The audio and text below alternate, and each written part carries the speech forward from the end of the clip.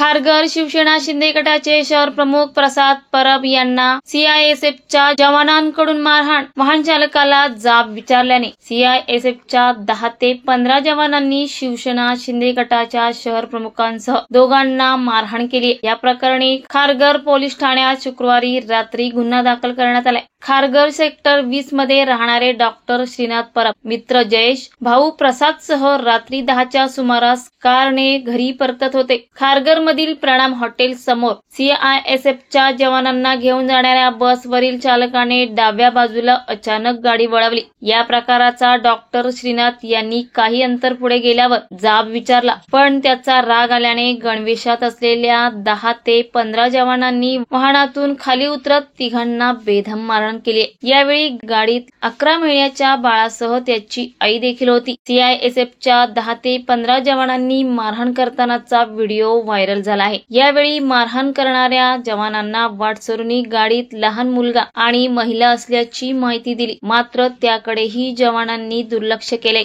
तसेच मारहाण करणारे सर्व जवान दारूच्या नशेत होते, अशी ही माहिती सूत्रांकडून मिळत आहे। महाराष्ट्र वेदभूमीसाठी जितीन शेट्टी, पनवेल।